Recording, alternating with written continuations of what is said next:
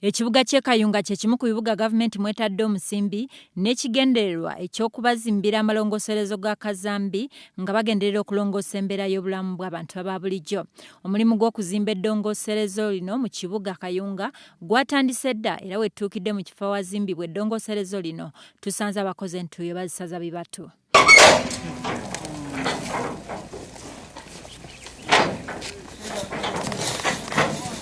Twogeddeko n'omukugu w'ekibuga Kayunga Engineer Andrew Kaweesa n'abaako byatutegeeza. Pulojekiti eno eya kasasiro oba okuyita management sludge egezaako okutuyamba okumanaginga ebisasiro ne kazambi, naye nga enkola nga bw'ogirabye eri wano tugenda kukozesa bagenda kutusimira ebidiba nga kazambi oyo tugenda mu bukuŋŋaanya okuva mu mayumba g'abantu nga tumuleeta wano kubanga ekiriwo tetusobola pulojekiti engeri gye yakatandika tetusobola kubeera nga tukozesa sewer lines, tugenda kuba nga tukozesa zi septic tanks era twadvisinga nnyo ovola mu plan ze twaprovinga abantu tubagamba babeere nga bazimba septic tanks balime kubeera nga basima pit latrines. Ono agamba nti mu nteekateeka eno gavumenti eyagala okukulaakulanya ebibuga naddala ebyesuddeko mu byalo bituuke ku mbeera egasa naddala abantu ababiwangaaliramu, so nga n'omuwendo gwabwe gweyongera buli lukya ate ng'ebitundu mwe bali tebyeyongera kugaziwa. Kubanga ekibuga nga bw'okiraba abantu baweze, population ekuze, space ekendeera ate twetaaga ekibuga ekiyonjo. Eno ensonga lwaki gavumenti esitukiddemu ng'eyatego gw'ekyayi etera ezimba eddongooserezo lino olwo kazambi yenna abeere ng'akuŋŋaanyizibwamu okusobola okutaasa abantu. Twagala kukozesa gundi ezo pulojekiti eno ezze okuyambako okumanaginga kazambi oyo. Then abantu ekirala kye balina okumanya nti bwe tubagamba basime septic tanks tekitegeeza nti bo bajja kubeera nga kuba abandi babadde bakomplaininga bagamba tebalina gye bagenda teeka kazambi oyo, naye pulojekiti etuuse era mu bbanga lya myezi 6 batugambye bajja kuba bagitukolaki bagitukwasa nga bw'olaba era bwetambula mu maaso wano. Agamba nti mu nteekateeka yemu eno abantu si be bagenda okuvunaanyizibwa okuyoola kazambi okuva mu maka gaabwe, naye buno obuvunaanyizibwa bwa Town Council nga bakozesa ebimotoka ebiyoola kazambi mu kuwanguya omulimu guno. Kati tugenda kufuna cesspool emptiers zezijja okuba nga zisima kazambi oyo mujjawa mu septic tank z'abantu. Kati n'okusoomozebwa abantu kwe boolekedde kwe kulaba nga basima ebinnya bino mukuŋŋaanira kazambi ziyite septic tanks wamu n'okulaba nga bazimba nga bwe baalagirwa okusinziira ku nteekateeka y'ekibuga kiyambeko ebimotoka bino okutambula obulungi n'okutambuza omulimu. Then nekyenjagala okukubiriza abantu nti twagala abantu babeere nga tebazimba mu bikuubo.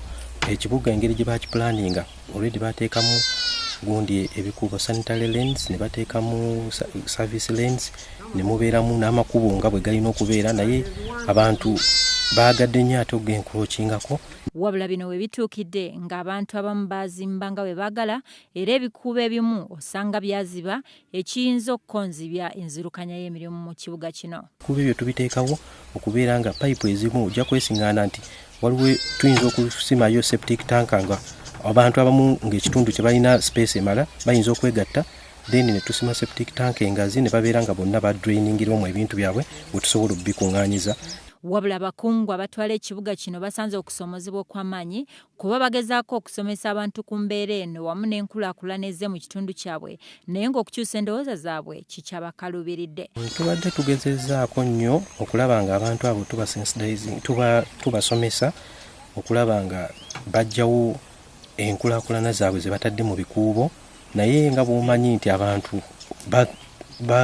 ebintu ebimu babitwala mpola ate abamu balowooza nti tetuli serious ku kyetwogerako, naye tusuubira nti kubanga nawe oyinza okuba olina bewawuliddeko abamu tusuubira batwala mu makooti.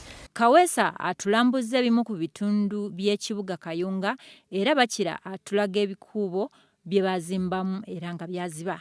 Nina bakama bange abantwala mulimu gwange kukola ki kubuulira abantu kiki balina kukola bwe balemererwa then nga mbongerayo waggulu. Ono alabudde abantu bonna batyobola enteekateeka y'ekibuga ne baziba ebikuubo nti babigule mangu oba si ekyo tebabanenyanga.